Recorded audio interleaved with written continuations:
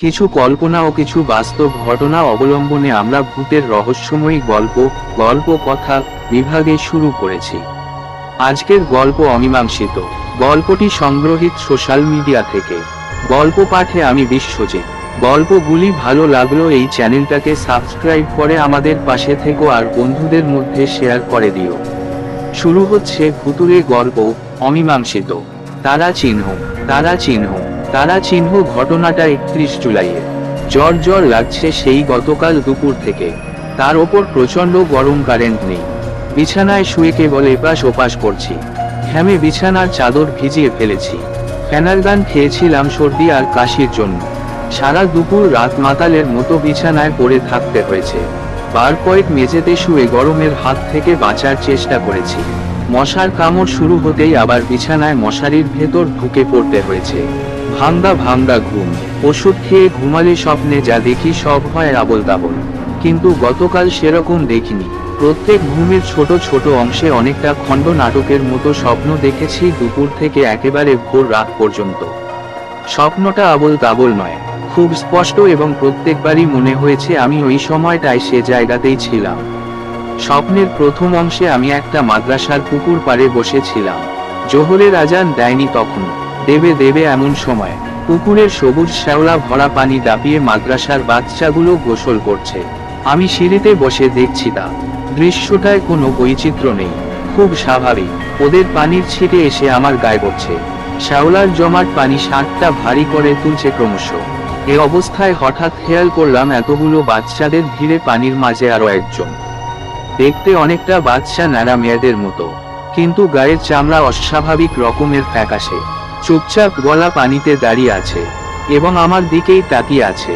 কেমন গা শিরশিরে অনুভূতি হলো হঠাৎ। আমার প্রথমবারের মতো ঘুম ভাঙল এবং আমি আবিষ্কার করলাম আমার গায়ের শার্টটা সবুজ শ্যাওলায় রীতিমতো মেখে আছে। শার্টের এই দশা হবার পেছনে কোনো যুক্তি সে সময়ে দাঁড় করাতে পারিনি। তার উপর করা ঘুমের ওষুধের প্রভাবে যুক্তি তর্ক বিশ্লেষণ কোনোটাই খাটছিল না মাথার ভেতর। লাগছিল সবটাই খুব স্বাভাবিক। মাতালের মতো বিছানা থেকে সে সময় উঠে পড়তে হয়েছে। হোটেল থেকে খাবার নিয়ে এসেছে ছেলেটা, সেটা রেখে দিতে হলো। খাবার নেয়ার সময় আমার শার্টের এ অবস্থা দেখে কেমন ভাবে যেন তাকাতে লাগলো ছেলেটা। কিছু জিজ্ঞেস করলো না অবশ্য। বুড়ো মানুষের বিমরতি ভাবলো বোধ হয় নামাজ পড়ার জন্য গোসল সেরে নেওয়া উচিত। তাই আর বিছানা মুখ হলাম না, যদিও এখনো ঘুমে শরীর অবশ প্রায়।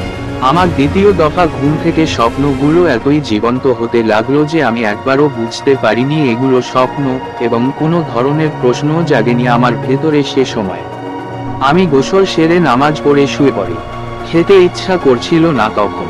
খালি পেটেই ওষুধ খেয়ে শুয়ে পড়া। ঘুমে মাতালের মতো লাগছে। শুয়ে চোখ বন্ধ করা মাত্রই গভীর ঘুমে তলিয়ে গেলাম। প্রায় সাথে সাথে চোখ মেললাম। আমি মাদ্রাসার মসজিদের বারান্দায় শুয়ে আছি।